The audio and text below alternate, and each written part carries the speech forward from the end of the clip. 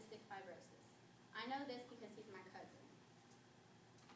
Some of you in this classroom right now carry the cystic fibrosis gene, and you don't even know it. According to Wexner Medical Center, it states that 1 in 31 people are carriers of the gene. These people are not affected by the gene, meaning that they don't have cystic fibrosis, but they do carry it and they don't know. Today, we will be talking about what cystic fibrosis is, what organs it affects, and some ways to find out if you have CF or to see if you are a carrier. Now that you know my main points, let's move on to the first topic, which is what cystic fibrosis is.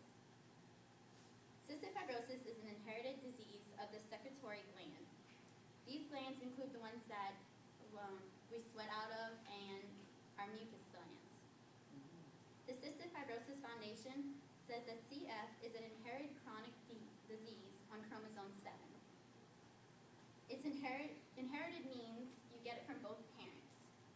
So if both your parents carry the cystic fibrosis gene, you have a 25% chance of not getting the gene, like not carrying it.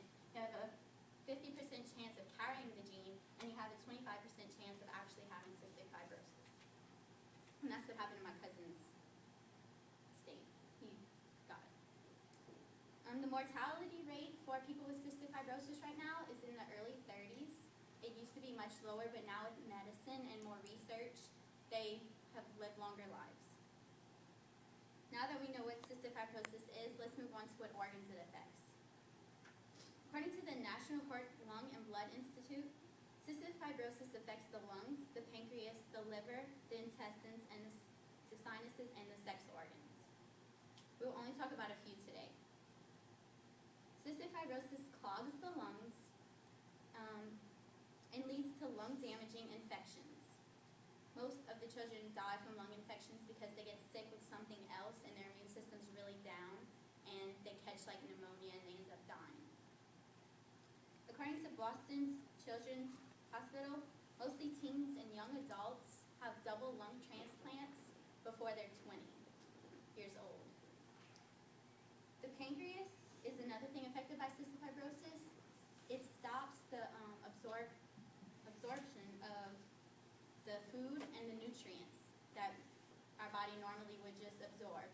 So they have to take enzymes with every meal to make their body absorb the food. If they don't take the enzymes, it's like they're not eating at all. They can actually get backed up in their intestines, and it can cause other problems. The sex organs, men cannot have children when they have cystic fibrosis.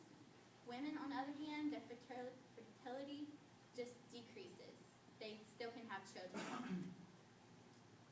Now that we covered what organs it affects, let's talk about ways to be aware if you have cystic fibrosis or if you carry the cystic fibrosis gene. One way to be aware of cystic fibrosis is to get tested. 2 ways to get tested is a sweat test and a blood test. The sweat test I've had, they put a band on you and it heats up and it just makes you sweat. And then they take that sample and they run some tests on it, and if it comes back that you have a high salt concentration, it means you have cystic fibrosis. I don't have cystic fibrosis. According to eMedicine Health, 1 in 29 Caucasians or carriers of the gene, none of them usually don't know. And another great way to see if you carry the mutated gene of cystic fibrosis is a blood test. I also had this done. I don't carry the gene that my cousin carries. It doesn't mean I don't carry the cystic fibrosis gene. It costs a lot of money to get a full test done. The University of Utah states that 2,500 babies are born with cystic fibrosis each year in the U.S., and more than 10 million carry the cystic fibrosis mutated gene and don't even know it. Hopefully you are now aware what organs cystic fibrosis affects, what cystic fibrosis is, and some ways to find out if you have or carry the mutated gene. Even though my cousin Samuel has cystic fibrosis, he doesn't let this disease affect his life. He lives a good life, and one day it will catch up with him, unfortunately, but he'll have a good life. Any questions? Yeah? Are people only born with it? Like, can you catch it over time, or? You are born with it.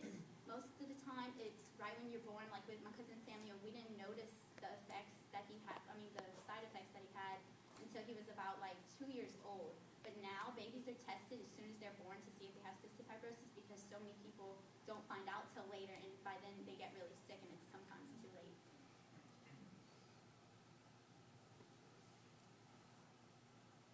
Anybody else? Charles? Oh, I have none. Randall has a question.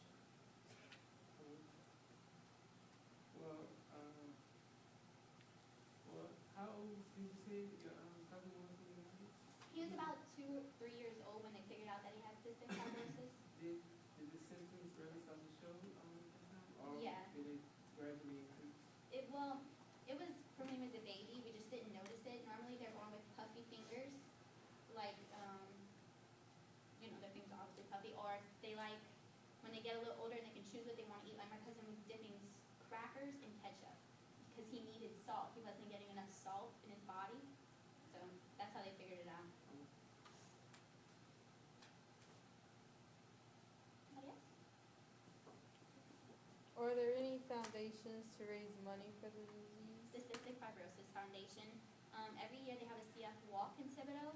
I usually attend, and sometimes they have the bowl-a-thon in